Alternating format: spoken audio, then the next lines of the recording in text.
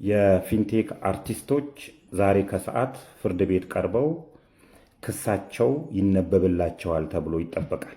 እነዚህ አርቲስቶች እጃቸው ከተያዘ ቀን ጀምሮ የጊዜ ቀጠሮ እየተጠየቀባቸው ዛሬ ለመጨረሻ ጊዜ የክስ ጭብጥ መስረታችሁ እንድቀርቡ የሚል ፍርድ ቤት ትዕዛዝ ማስተላለፉ ይታወቃል። በዚህ መሰረት የፌዴራል ፖሊስ የምርመራውን ውጤት ትላንትና ለጠቅላይ አቃቢ ሕግ አስተላልፏል። እንግዲህ የፊንቴክ ጉዳይ ምርመራ ከተጀመረበት ጊዜ ጀምሮ አንዱ ሲያዝ፣ አንዱ ሲመዘዝ፣ አንዱ ሲያዝ፣ አንዱ ሲመዘዝ የወንጀል ውቅያኖስ ነው የፈጠረው። የወንጀል ኒውክለስ ነው የፈጠረው።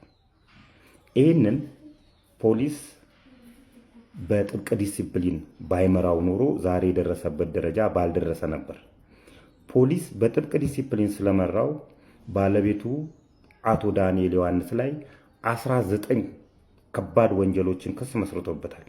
19 አይነት። ስለዚህ ጠቅላይ አቃቢ ሕግም እነዚህ አርቲስቶች ላይ ጠበቅ ያለ ክስ ትመሰርታለህ ተብሎ ይጠበቃል። በዚህ አጋጣሚ ደግሜ በዚህ ምርመራ ውስጥ የተሳተፋችሁ የፌዴራል ፖሊስ አባላት በሙሉ የፊንቴክን ስራ እንድትሰሩ የተመደባችሁ ክሮች በሙሉ እንደ ተቋም ፌዴራል ፖሊስን አመሰግናለሁ። በግሌ ሀገርም ታከብራችኋለች። አሁንም ክስ መስርታችሁ የምትከራከሩ አቃቢ ሕጎች ይህን ጉዳይ በጥብቅ ዲሲፕሊን መርታችሁ ጠንካራ ጭብጥ መስርታችሁ ይሄንን ጉዳይ ዳር እንደምታደርሱና አንድ ቀን እናንተንም ልናመሰግናችሁ የምንችልበት ጊዜ እንደሚመጣ ተስፋ አድርጋለሁ። እንግዲህ የክሱ ጭብጥ ምን እንደሆነ ደግሞ ከፍርድ ውሎ በኋላ እናስመለክታችኋለን። ሪል ስቴት አልሚነን ብለው ህብረተሰቡን የሚያጭበረብሩ የሪል ስቴት አልሚነን ባዮች ላይ የማያዳግም እርምጃ እንወስዳለን፣ እየወሰድን ነው አሉ። በፓርላማ ብቅ ብለው የፍትህ ሚኒስትሯ ወይዘሪት ሀና አርያ ስላሴ አክስቴ እባክዎትን እስቲ እርምጃ ከወሰዱባቸው የሪል ስቴት አልሚዎች ነንባዮች ላይ እስቲ አንዱን ስም ጠቅሰው ይንገሩኝ። አንዱን ብቻ።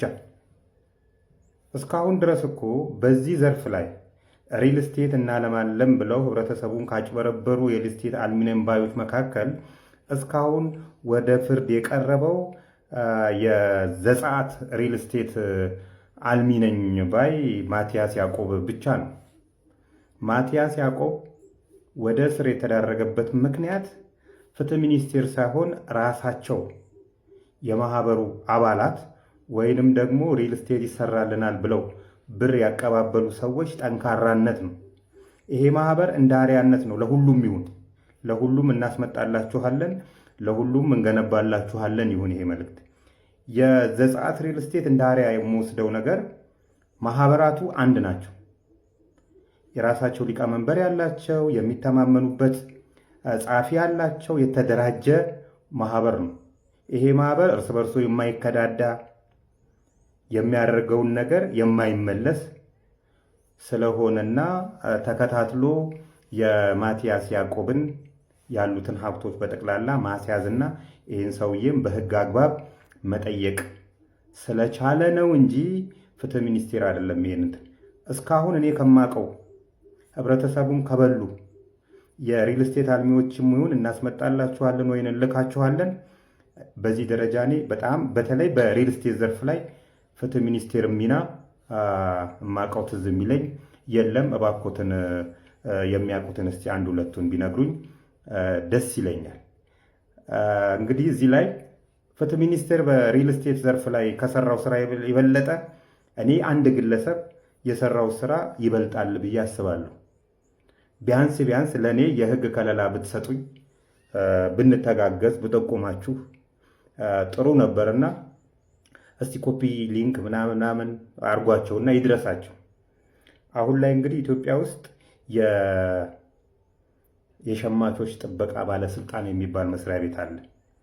የራሱ በጀት ያለው በአመት ተቆጥቶ በጀት የሚለቀቅለት የራሱ ሰራተኛ ያለው የራሱ ቢሮ ያለው የራሱ የስራ ኃላፊ ያለው ገመቺስ የሚነዱ እንግዲህ የሸማቾችን ፌር የሆነ ፕራይስ እንዲረጋገጥ ኳሊቲ እንዲረጋገጥ ጥላ ከለላ ሆኖን እየሰራ ያለ መስሪያ ቤት።